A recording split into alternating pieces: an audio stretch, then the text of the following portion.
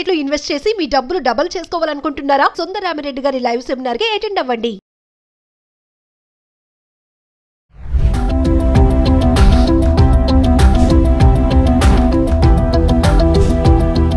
నమస్తే, welcome back to Suman TV. Present మనతో పాటు ఉన్నారు consumers affairs committee chairman Mandari Krishnareddy garu. నమస్తే సార్. నమస్తే అమ్మా. సార్, కరెంట్ బిల్లు గురించి మాట్లాడుకుంటే ఎంత తక్కువ వాడినా కూడా కరెంట్ బిల్ ఎక్కువే వస్తుందని చాలా మంది ఒక డౌట్స్ అయితే ఉన్నాయి. ఎందుకు ఇంత పవర్ బిల్ వస్తుందని చెప్పేసి మరి ఒక న్యూస్ అయితే హల్చల్ అవుతుంది. అక్టోబర్ 1 నుంచి కరెంట్ బిల్ కట్టే వాళ్ళకి ఒక గుడ్ న్యూస్ అని చెప్పేసి, అంటే ఒకసారి వివరాల్లోకి వెళ్తే జిఎస్టీ మార్పుతోటి భారతదేశం లోపల 4 స్లాబ్ల నుంచి 2 స్లాబ్లకు రావడం వల్ల చాలా పరిశ్రమల్లో, చాలా సర్వీసెస్లో మార్పు వస్తుంది. అంటే తగ్గుతుంది. పెరిగేవి చాలా తక్కువ. పెరిగే వాటిలో ఏంటంటే మనకు చూసుకున్నాం, పొగాకు ఉత్పత్తులు, డేంజర్గా ఉండేటువంటి పొగాకులు, లగ్జరీ కార్లు, అలాంటి వాటి కొన్నింటికి 40% దాంట్లో దిగిపోయి తీసుకెళ్లారు. కానీ మిగతా వాటన్నిటిని కూడా 28%లో ఉండేవన్నీ కూడా 18%లోకి వచ్చేసాయి. అలాగే 18%లో ఉండేటువంటివి చాలా వరకు 5%లోకి వచ్చాయి. నిత్యావసర వస్తువులు అయితే 99% వచ్చేసాయి. అట్లాగే రెన్యూబుల్ ఎనర్జీ అంటే మనకు సూర్యరశ్మి నుంచి తయారు చేసేటువంటివి ఏవైతే ఉన్నాయో రెన్యూబుల్ ఎనర్జీ లోపల ఎక్కువగా విండ్ కానీ, విండ్ పవర్ కానీ, మిగతా పవర్స్ అన్నీ కూడా వీటి లోపల 12%లో ఉండేటువంటి ఐటమ్స్ అన్నీ కూడా 5% తీసుకొచ్చారు.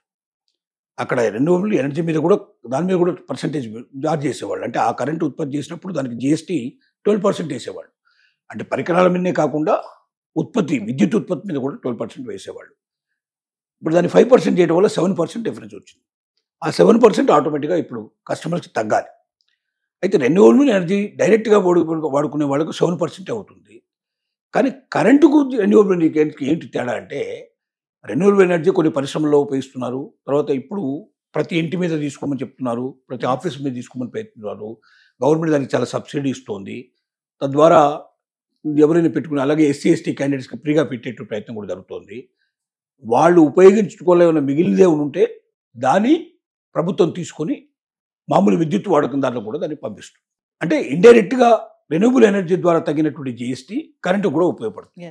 దీనికి తోడు మామూలు ఎలక్ట్రిసిటీ పరిశ్రమలో కూడా పోల్స్ ఉన్నాయి, వైర్స్ ఉన్నాయి, మీటర్స్ ఉన్నాయి, ట్రాన్స్ఫార్మర్స్ ఉన్నాయి. ఇలాగ అనేక రకాలైనటువంటి వస్తువులు కరెంటు ఉత్పత్తికి కానీ, కరెంటుని మరొక చోటు నుంచి కొంతదానికి ట్రాన్స్ఫార్మ్ చేయటం కానీ, వీటన్నిటికీ ఉపయోగపడేటువంటి అనేక రకాలైనటువంటి ఉన్నాయి. వీటన్నిటి మీద కూడా ఇప్పుడు జిఎస్టీ తగ్గింది. కాబట్టి ఈ మొత్తం జిఎస్టీ ఎంత తగ్గింది అనేది వాళ్ళు యావరేజ్గా లెక్కలేసి దాని ప్రకారంగా బిల్లు లోపల తగ్గించే అవకాశం ఉంది. కాబట్టి అక్టోబర్ 1 తర్వాత వచ్చేటువంటి బిల్లు ఏవైతే ఉన్నాయో అవి తప్పనిసరిగా ఎంతో కొంత మాకు డెఫినెట్గా మార్పు వచ్చే అవకాశం ఉంది. అది 5%, 10%, 15% చెప్పలేం, కానీ డెఫినెట్గా కొంత మార్పు అయితే వచ్చే అవకాశం ఉంది.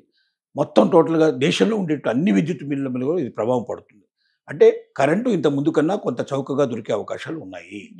పెద్ద పెద్ద పరిశ్రమలకైతే ఇంకా చాలా ఎక్కువ బెనిఫిట్ అవుతుంది. ఎందుకంటే పరిశ్రమలు వాడేటువంటి పరిశ్రమ చాలా పెద్దగా విద్యుత్ ఉంటుంది కాబట్టి ఆ విద్యుత్ ఎక్కువ బెనిఫిట్ ఇచ్చేటువంటి అవకాశాలు ఉన్నాయి. అందుకని జిఎస్టీ మార్పు మామూలు మార్పు కాదు.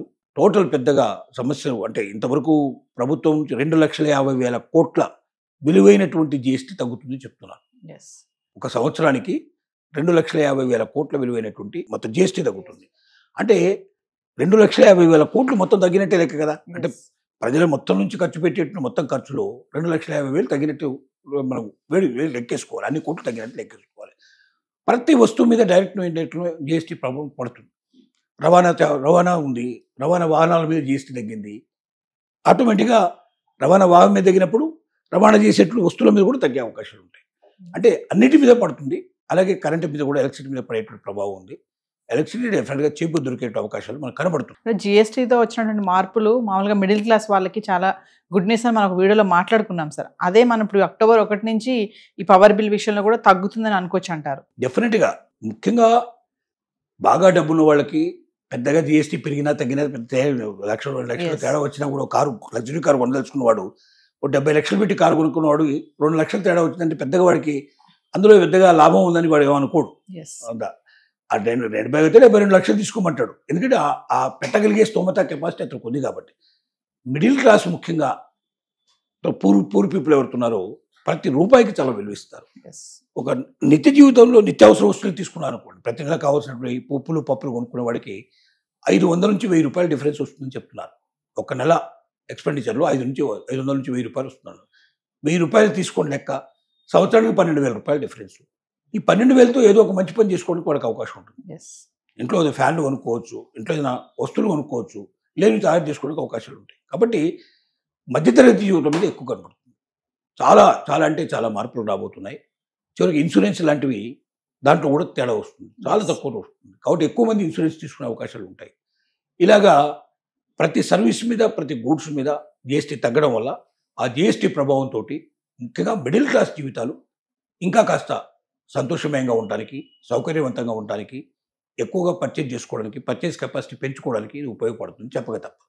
Thank you sir.